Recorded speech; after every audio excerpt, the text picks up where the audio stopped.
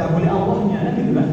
Kalau Abdul Kholik bisa ambil Kholiknya, tapi apa namanya Abdullah nggak boleh, ya harus Abdullah, nggak boleh Allahnya gitu kan. Nah Pak Dullah itu, di Pak Dullah ini mana kan? Itu masih lumayan tuh itu kan, jangan sampai ada Allahnya sendiri gitu kan. Pak Dullah. Jadi disitulah kita mentauhidkan. Jadi ada asma-asma yang memang itu hanya Allah saja. Ya. Asmaul husna itu memang yaitu milik Allah saja, jangan kasihkan orang lain gitu kan. Ada apa? Tadi masih belum mulai, masih diskusi dulu sambil nunggu hujan. Katanya ibu-ibu itu kalahnya sama air katanya ya. Kalahnya sama air. Nggak apa-apa. Hadir Pak Allah, jadi begitu.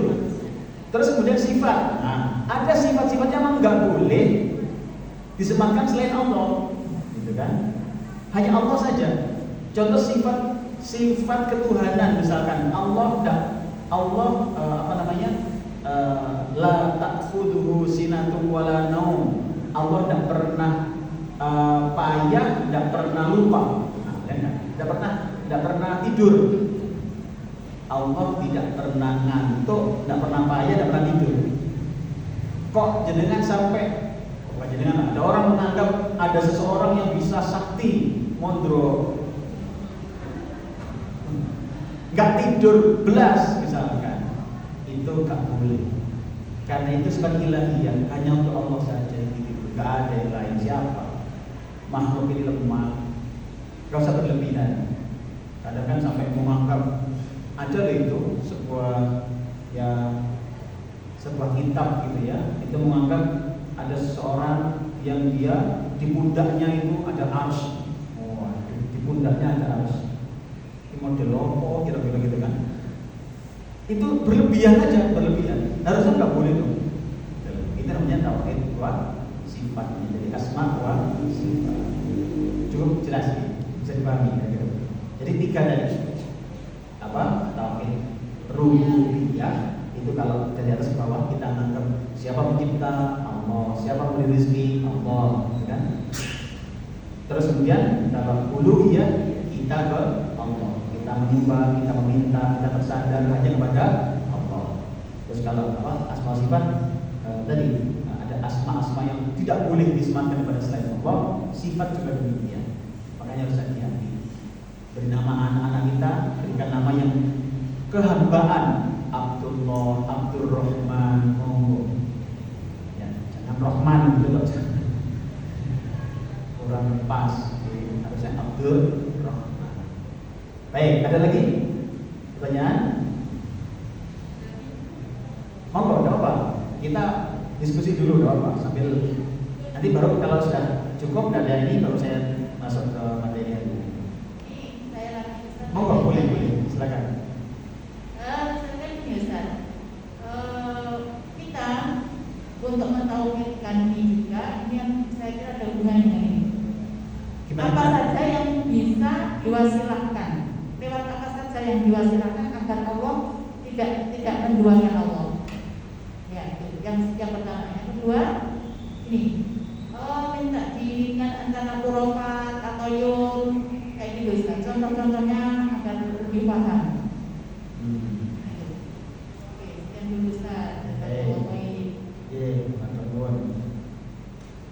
Monggo, yang lain kok jadi tidak ada tiba-tiba tak berkata-kata begitu tiba-tiba dengan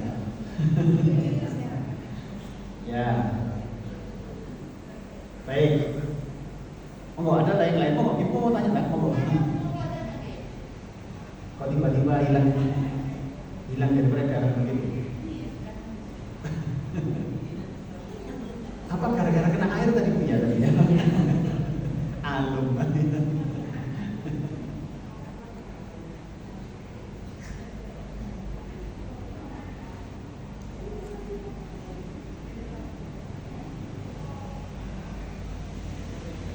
Monggo bentar.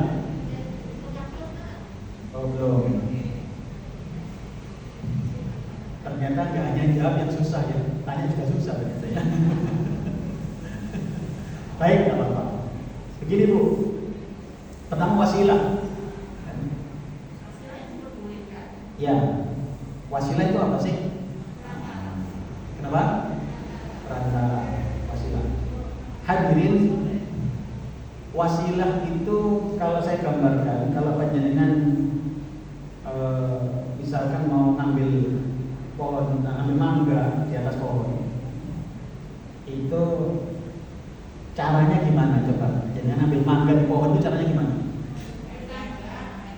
Ada yang naik tangga, gitu, montenan dulu. Ada lagi kayak songkro tadi kan ya. Ada lagi yang lain apa coba? Ditepil ya, ditepil. Ada lagi mungkin yang lain apa itu? Ditunggu aja bu, ditunggu supaya jatuh cincin ya. Tentu semua punya alasan masing-masing. Tetapi yang paling cepat itu yang pakai alat memang. Kan gitu alatnya. Ya. Nah, di dalam kita berdoa misalkan meminta kepada Allah, itu ada wasilah namanya. Sarana, perantara yang bisa kita jadikan untuk mempercepat apa? Diijabahnya doa atas izin Allah. Hadirin, apa saja wasilah itu? Nah, wasilah itu banyak ragamnya memang. Dan ada yang ulama-ulama berbeda pendapat, ada yang sependapat. Maka kalau bagi kita para penuntut ilmu, bagi kita para santri gitulah, itu yang paling gampang itu apa? Kita mengikuti yang mereka bersepakat saja, bukan yang tidak bersepakat. Jadi yang paling aman itu begitu. Kalau ada ulama beda pendapat begitu ya, tajam lagi pendapatnya, masing-masing punya dalil. Sudah, kita fokus pada yang mereka bersepakat saja, itu paling aman. Nah, yang bersepakat itu apa? Ada 3 bu yang mereka bersepakat ini. Pertama adalah berwasilah dengan apa? Asma Allah. Dengan asma Allah.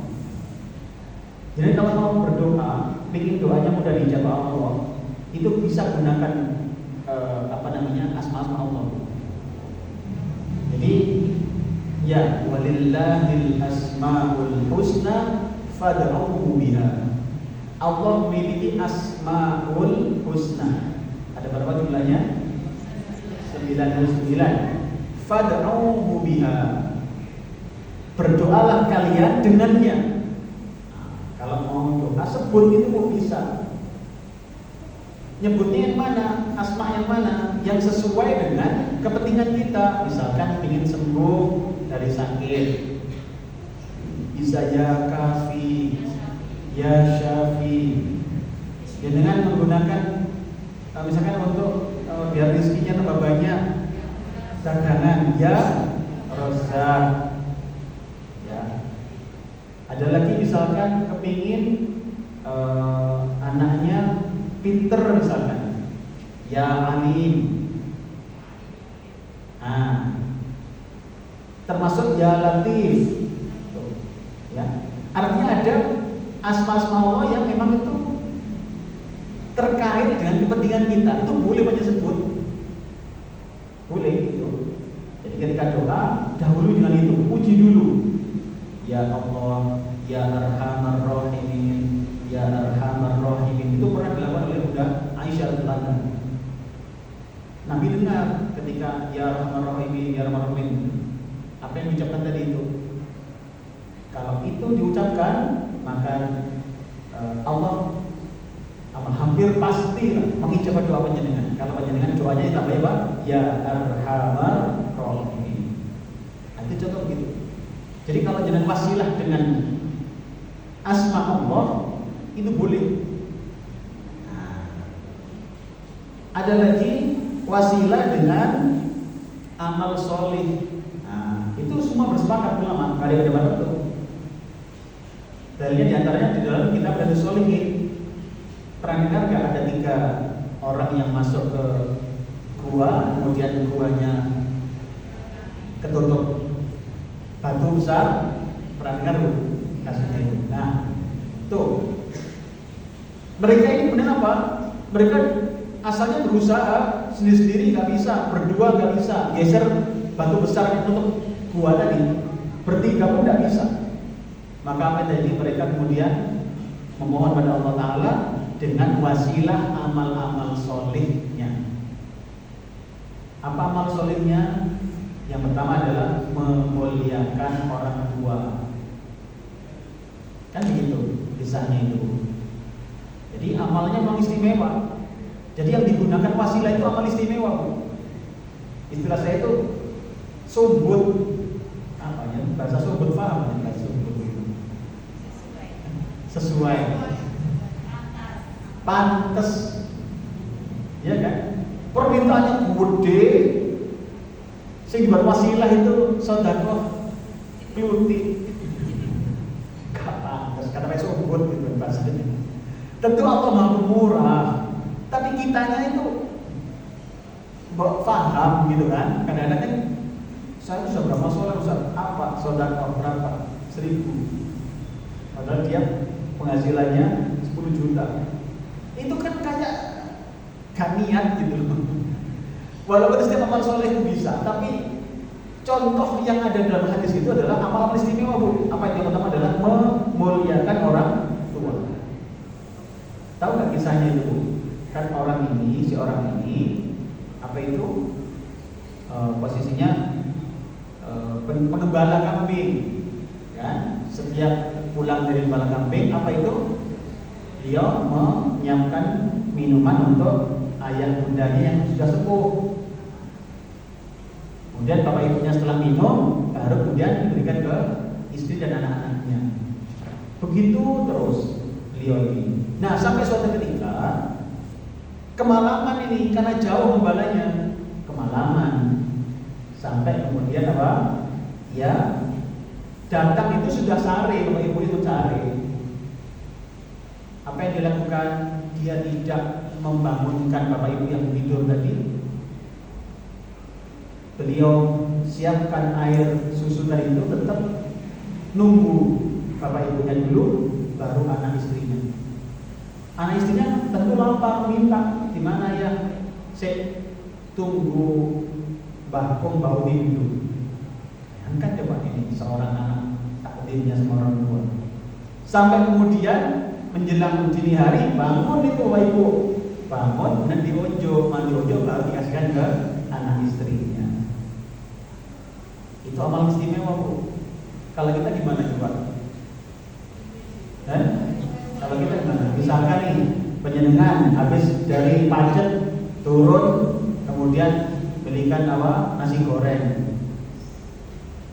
Bapak Bobby nasi goreng masih bisa ya? Kok masih bisa?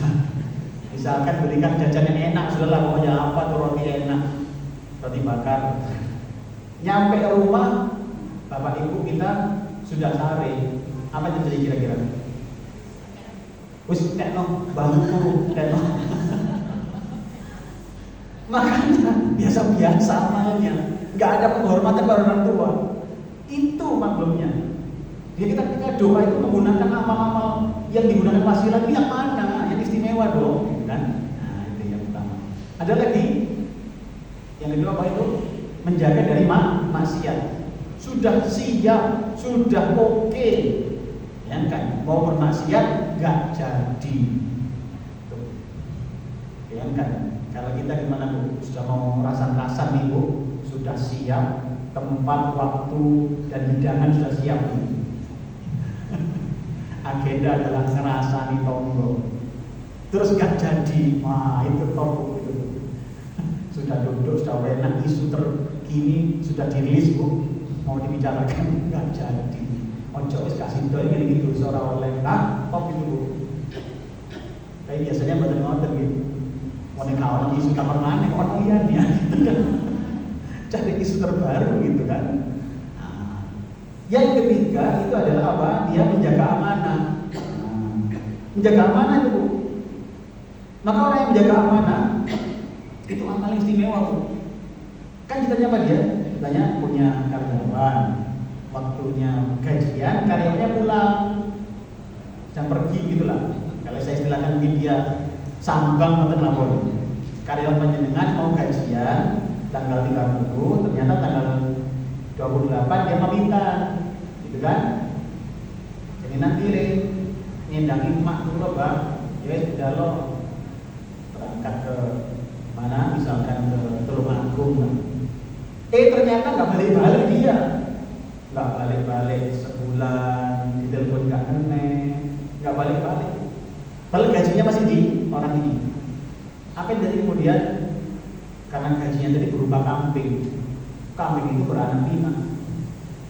Sudah banyak si dia ini datang, karyawannya datang. Waalaikumsalam. Loh, kowe tau? Nggih. Anu Pak, badhe mundhut sing nika sing bayaran kula piye. Apa kata beliau ini? Gini melok ini. Tunjukkan Bu selembah, dalam hadisnya itu selembah. Loh, kambing sak ngono kae kuwi itu milikmu. Iku wekmu. Itu di hadis sampai dia nyampaikan ojo guyon sampai balik. Sampai ingin sampai siapa? Si orangnya itu. Karena gak ngandel dia, gak mungkin lah. Kok sebanyak itu? Terus cerita ini, bukankah dulu satu milikmu itu sekarang beranak pinak jadi sekian banyak, gitu kan?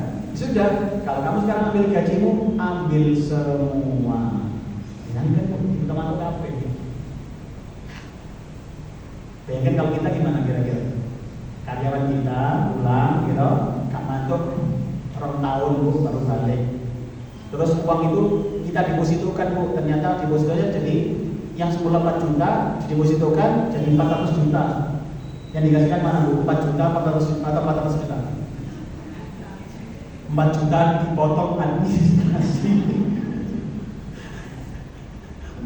Ini konten ibu segala yang amalnya kata istimewa. Hadirin, maka berwasilah dengan amal soleh. Yang kedua, yang ketiga adalah berwasilah dengan doanya orang-orang soleh. Jadi kan boleh berwasilah dengan doanya orang soleh, boleh. Kita datang ke ulama, ustadzah, minta doa beliau. Beliau orang-orang yang lesannya nggak pernah ngomong jorok, lesannya terjaga dari perbuatan apa yang menyakitkan orang. Orang begitu-begitu itu Bu, doanya itu beda bersama kita yang mungkin berlumuran tak karuan. Ya Allah. Iya Bu, mereka ini yang banyak zikirnya, banyak kebaikannya, itu beda Bu. Setrum itu beda. Maka ketika beliau berdoa, kita berharap dengan doa itu Allah mengijabah. Makanya minta doa itu boleh. Ustaz, doakan saya, semoga anak saya lulus ujian, boleh. Oke, jadi seperti itu wasilah. Jadi wasilah apa tadi dengan asma Allah, dengan apa? Amal soleh, terus dengan apa? Doanya orang-orang soleh itu boleh. Yang masih hidup ya, yang masih hidup. Bukan yang sudah mati. Kalau sudah mati, wah itu perbedaan. Itu panjang kalau dibahas. Oke, yang kemudian apa tadi tentang gimana?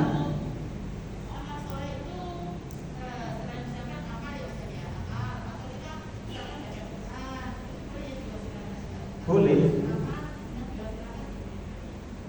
Amal soleh berupa Quran macam gitu. Terus kita doa gitu maksudnya. Gimana?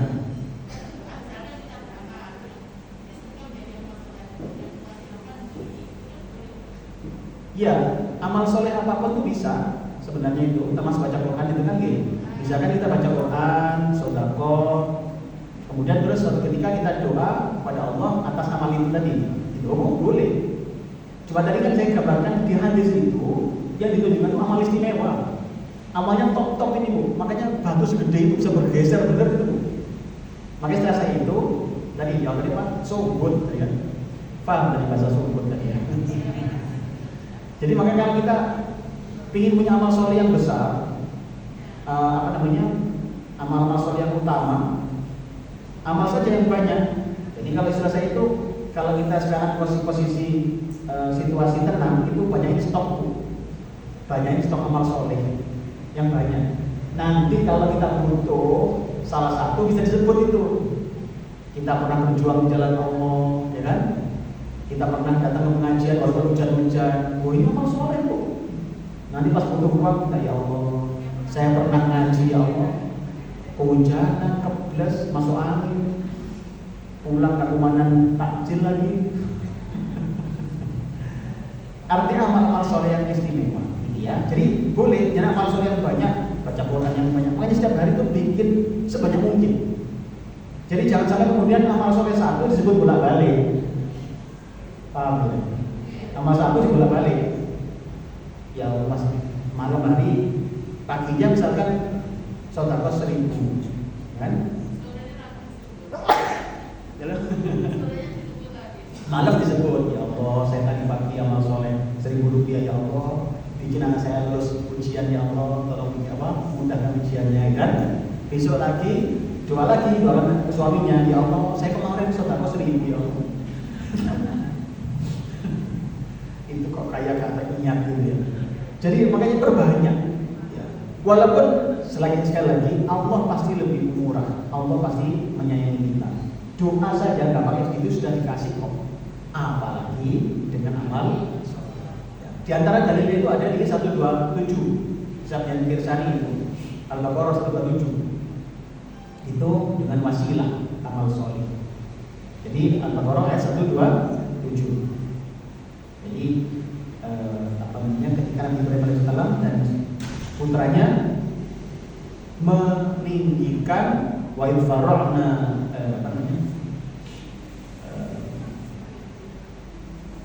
Ibrahim meninggikan fondasi Ka'bah. Ada? Biasa. Boleh dibaca sekalian yang lain biar tahu. Sebelum ke ayatnya. Dan ingatlah ketika Ibrahim meninggikan fondasi Baitullah bersama Ismail seraya berdoa, ya Tuhan kami, terimalah amal dari kami. Sungguh Kaulah yang Maha mendengar, Maha mengetahui. Nah, itu salah satu contoh. Habis beramal soleh, berdoa. Mendahului doa dengan amal soleh, itu wasilah tadi. Dengan mau minta sesuatu pada Allah, sholat sunnah dulu. Dengan mau minta sesuatu apapun lah, sedekah dulu. Itu. Jadi gitu caranya memang. Langsung minta itu boleh, tapi beda. Kayak tadi loh, kalau kita mau ngambil mangga tadi, dengan tunggu dulu kalau menang di bawah pohon mangga nggak apa-apa. Ya akhirnya jatuh juga, tapi kita kedotan kan. Kita kedotan. Tapi kalau ini lebih cepat dengan wasilah-wasilah tadi itu, seperti itu. Okay? Jadi itu 1, 2, 7 katanya. Ada lagi tadi apa? Tentang tatoyur.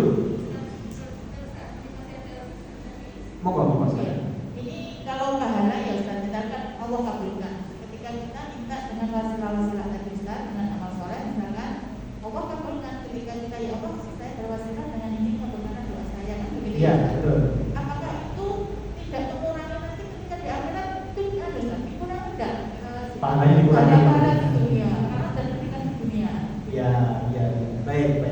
Jadi itu syaratnya amalnya harus soleh beneran, ya. Soleh beneran dulu memang.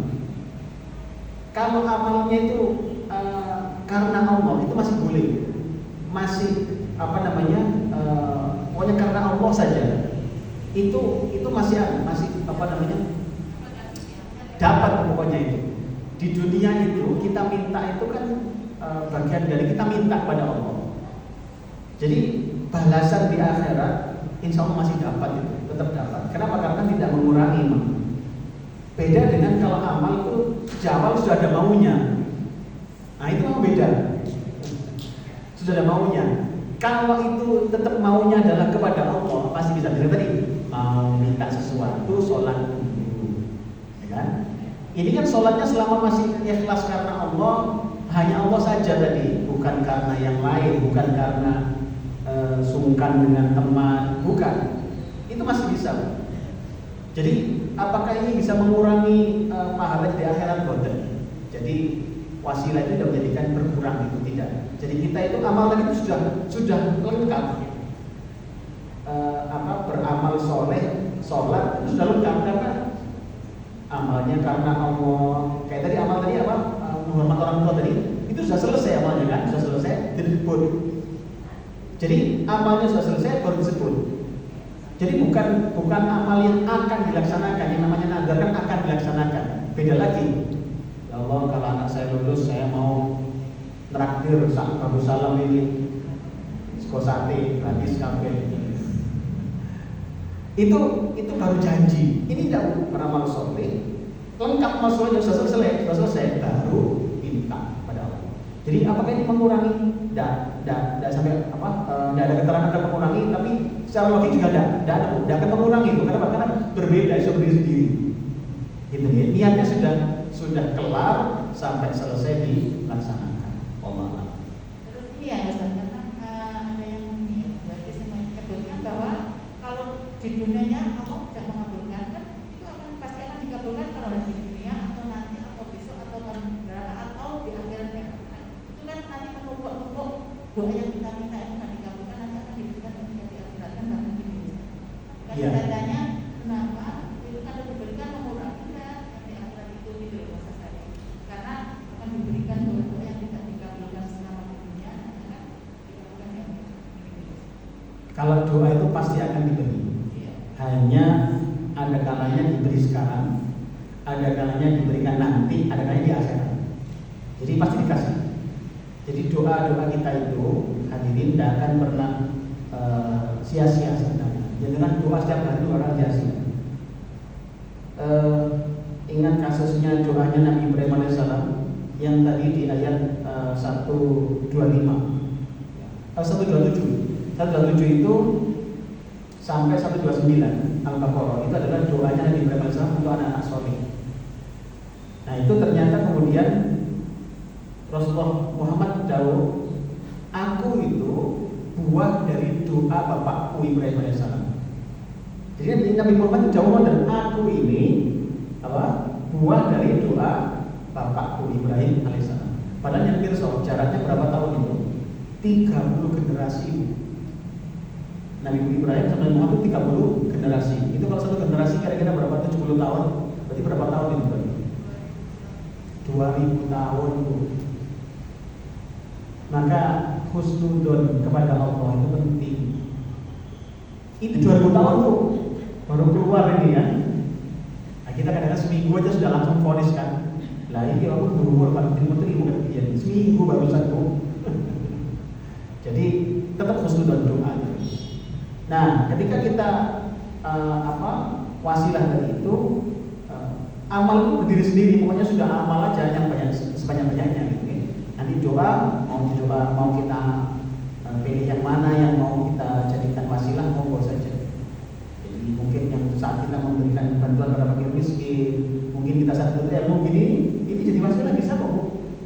Jadi pokoknya istilahnya itu amal yang istimewa tadi. Yang jenengan kerjakannya itu nggak biasa, tahajud semalaman, wah itu bisa jadi wasilah itu, ya kan? Jadi hormat suami, waduh itu kan istimewa kan gitu kan? Ya, hormat suami itu mudah atau susah? Susah ya, susah ya, bukan susah, susah. Maka kalau jenengan pingin lakukan itu perintah Allah. Semakin susah dilaksanakan, semakin bernilai loh itu. Lakukan saja bu, gitu kan? Lakukan, nanti jadikan wasilah, gitu kan? Nanti bapaknya anak kaget, mah tuh main kalau morning kelas ini wasilah yang terjadi. Baik, tadi khurafat mata layur ya. Jadi khurafat itu hal-hal yang mengada-ngada. Jadi menganggap sesuatu memiliki apa, ada sesuatunya gitu ya. Jadi itu dalam Islam jangan sampai ada seperti itu. Kenapa? Tadi ketika misalkan iki sembuh gara-gara megang watu iki, megang jimat ini, itu jangan, itu adalah bagian dari khurafat. Jadi sudahlah, semua dari Allah. Yang menyembuhkan kita Allah. Jadi maka harus hati-hati, tidak boleh menganggap ada sesuatu akil misalkan, oh mungkin yang gawe ini ketemu mulus di waras ini. Jangan, jadi apa? nyerempet kesyirikan. Tatayur, apa itu? Tatayur adalah bergantung kepada suara burung. Atau suara burung. Saya ada hadisnya sebenarnya itu. Mas saya cari belum ketemu itu di bab tawakal. Jadi tatayur itu maknanya kan toir itu burung.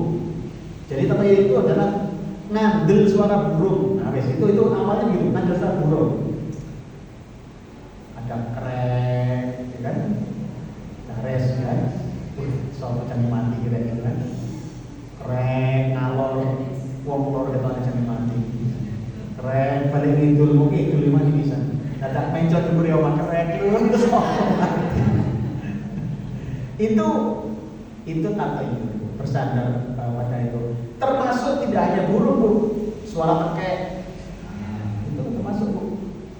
Ya kan, mau punya mantu, anak kita dilamar, ada suara tekek bunyi, itu pisan, diterima, diterima, akhirnya gagal punya mantu gara-gara suara tekek.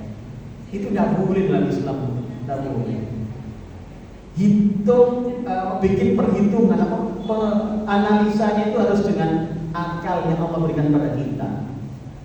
Timbang-timbang, ini diterima tak kaya, arahnya kata aneh, api, sholatnya api, bayarannya 1 juta, ya.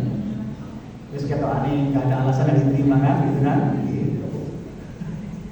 Nah, terus jelas pegawaian nih, gak sholat, ya kan? Apa diterima? Jadi begitu. Jadi misalnya begitu. Baik, kita masuk ke ini dulu ya. Jadi memang tadi sengaja kita berikan kesempatan untuk diskusi dulu, baru kita masuk ke sini. Baik, kita hadirin, kita masuk sini. Dalam waktu kurang lebih 20 menit insyaallah. Hadirin, film. Ya, materi ya. Oh gitu. Oh iya, kalau apa? Sudah selesai tanya jawabnya, ada lagi lah. Mau tanya gini? Oh boleh, monggo silakan. Boleh silakan. Monggo. Monggo silakan. Kalau ada yang ini dipertanyakan, monggo.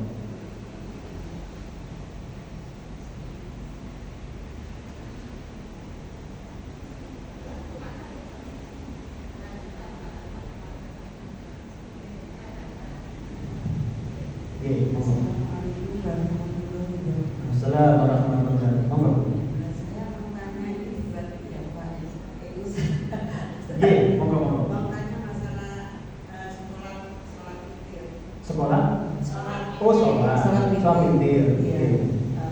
Saya pernah dengar ya dari Ustaz juga, katanya kalau kita sudah witir, kita untuk memulai sholat lagi, misalkan sholat tahajud, itu kita harus sholat pada sholat berbuka. Itu gimana? Jadi sudah witir, terus malam mau sholat lagi, itu oh ya. Saya kadang gini, kalau sudah sholat witir di rumah itu kadang saya langsung sholat tahajud gitu. Jadi nggak ada sholat berbuka. Oh, baik. Betul. Saya paham itu yang berpendapat begitu, itu yang jelas begini. Yang itu kan berbasis kepada hadis tidak ada sholat witir 2 kali dalam semalam. Nah, kemudian bagi yang sudah witir bagaimana? Itu digenapkan dulu maunya. Nah, digenapkan dulu. Jadi sholat buka itu 1 dulu sehingga genap. Yang tadi habis kisah kita lakukan itu digenapkan dulu maunya. Baru nanti terakhir witir lagi. Itu yang jauh begini itu begitu ceritanya. Cuma kemudian sebenarnya tidak harus begitu. Pokoknya witir itu ya sekali saja. Nanti kemudian kalau menjadikan malam sholat ya cukup langsung 2 rakaat selesai sudah, nggak pakai witir lagi. Jadi begitu. Iya langsung 2 aja, iya langsung 2 rakaat. Jadi yang dikatakan sholat yang buka itu satu rakaat itu untuk menggenapkan yang sulit tadi itu. Nah begitu. Enggak.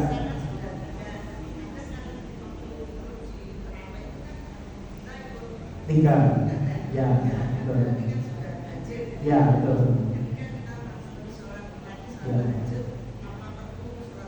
Oh, enggak usah, enggak usah. Jadi saya ingin menyampaikan yang tadi yang dengan jauh ini ada yang Ustaz yang jauh itu memahami tadi itu digenapkan dulu, baru sholat 2 rakaat lagi, baru terakhir ganjil lagi. Tapi kalau yang ini yang model yang tadi yang baru saya sampaikan untuk saya sendiri, kita yang misalkan itu pakai gitu cukup Bu. Jadi nggak usah digenapkan lagi, nggak usah, langsung aja sudah 2 sudah. Kan toh masih ganjil jumlahnya. Allah, memang begitu. Itu memang dulu masalah witir itu Bu, itu antara Umar bin Khattab radhiyallahu anhu dengan Abu Bakar Siddiq itu beda pendapat tuh Bu. Jadi Umar bin Khattab radhiyallahu anhu itu sholat malam dulu, tahajud dulu baru witir. Ada sare dulu baru witir. Kalau Abu Bakar Siddiq itu enggak, mau sare witir dulu. Itu pernah jadi sesuatu yang diskusi yang hangat gitu lah di masa itu. Sampai dipanggil Rasulullah dua-duanya itu, dikonfirmasi. Wahai sahabatku Abu Bakar Siddiq, apa benar engkau melakukan demikian? Engkau witir dulu baru tidur? Benar ya Rasulullah, kata beliau.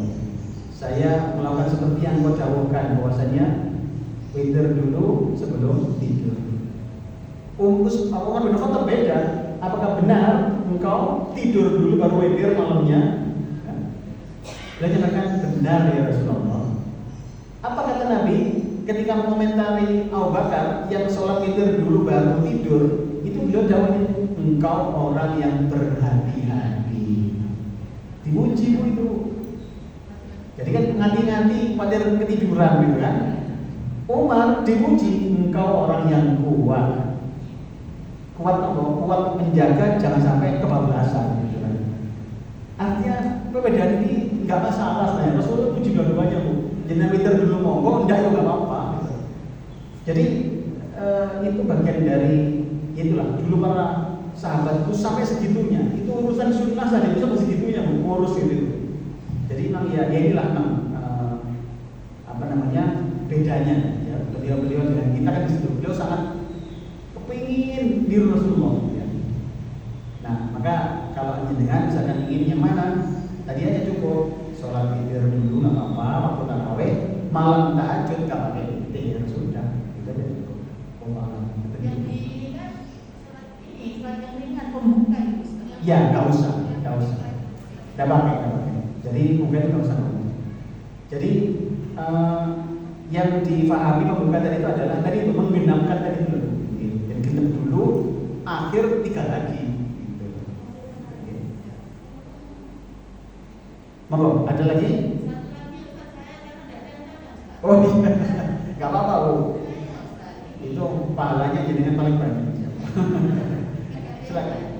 Ini Ustaz tentang ini pengertian dan contoh dari fasik. Apa itu?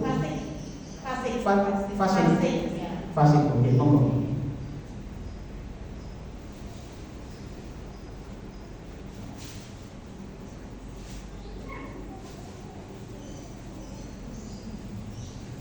Monggo, gimana Bu? Contohnya saja. Oh iya. Fasik itu apa sih dia?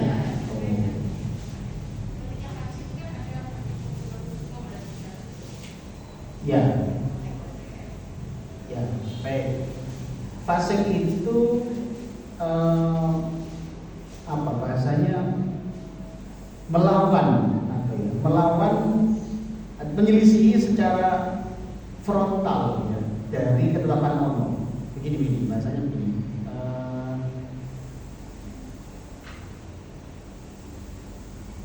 Ada bahasa lebih sederhana. Jadi Allah kan tidak suka orang-orang fasik. Orang-orang fasik itu orang-orang yang menyelisih. Jadi dia keluar dari ketaatan kepada Allah.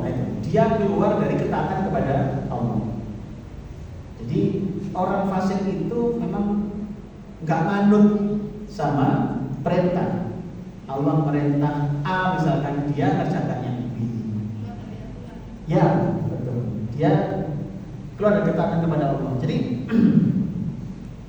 dia itu Ya tadi istilahnya frontal, dia menyimpang daripada yang Allah tetapkan. Itu orang fasik. Jadi misalkan ada apa namanya nggak sholat misalkan, itu fasik. Allah kan perintah sholat, terus dia nggak sholat, ya. Itu namanya fasik, perbuatan fasik. Maksiat terang-terangan, jadi itu fasik, hati-hati. Jadi kalau kita ini apa namanya misalkan berbuat misalkan ya tergelincir melakukan dosa misalnya, kok nggak ada yang tahu, jangan malah disiarkan, jangan disiarkan. Itu malah Rasulullah nggak suka kan jauh itu kan. Jadi ketika misalkan bermaksiat tergelincir ya, bukan memang sengaja bermaksiat, bukan, namanya orang manusia biasa. Kemudian tidak ada yang tahu, nggak usah malah dibilang-bilangkan, bangsa meneruang, aku mau menghidup. Kau usah, sudah cukup, sudah jenengan saja yang tahu sama Allah, istighfar yang banyak, mohon ampun pada Allah. Gitu. Jangan malah ditunjuk-tunjukkan, nanti bisa jatuh ke fasik itu, terang-terangan malah dia. Jangan sudah, kalau sudah ya sudah, tidak, sudah hanya istighfar saja, tobat pada Allah. Jadi fasik itu nggak sama dengan kafir, nggak sama, beda. Jadi orang fasik itu masih dianggap sebagai muslim, tapi dia menyimpang dari ketaatan. Tetap hukumannya neraka juga sama. Tapi beda dengan kafir. Kafir itu sudah keluar dari iman. Jadi fasik itu terjadi pada orang-orang yang mengaku beriman, tapi perilakunya tidak sesuai dengan ketaatan kepada Allah. Jadi ya tadi itu, dia sebenarnya tahu itu sholat itu harusnya dilaksanakan. Dia sukanya molor-molor, bahkan gak sholat, tapi gitu lah. Ya, itu memang kemudian ada begini. Apakah fasik itu bisa menjadikan seorang menjadi murtad misalkan? Ketika dia gak sholat terang-terangan, itu bisa dimurtad. Itu memang ada yang menghukumi sebagai murtad ketika urusan sholat. Jadi sholat itu harusnya dilaksanakan, kemudian dia nggak sholat dengan terang-terangan, menentang perintah sholat, itu bisa menjadi murtad. Ya. Jadi memang fasik itu masih iman, tapi dia males-malesan, masih iman, tapi dia tidak mau mengikuti ketaatan kepada Allah. Gitu. Jadi itu fasik, cukup bisa dipahami ya. Ada lagi mau dihabiskan sekalian waktunya, monggo. Boleh, silakan. Ada lagi monggo, enggak apa-apa. Monggo Bu, silakan. Assalamualaikum warahmatullahi wabarakatuh. Waalaikumsalam warahmatullahi wabarakatuh. Monggo Bu. Saya tanyakan fasik sama Musyrik apa? musyrik ya. Oh iya. Sama bukan? Beda Bu, jawabannya beda. Jadi kalau musyrik itu menyembah selain Allah. Fasik itu masih beriman tuh sebenarnya itu, tapi perilakunya itu nggak mencerminkan begitu loh. Pernah dengar STMJ betul Bu? STMJ apa itu? Sholat terus, maksiat jalan.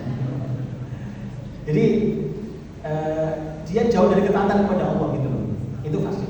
Gimana? Kalau munafik. Munafik beda lagi. Munafik.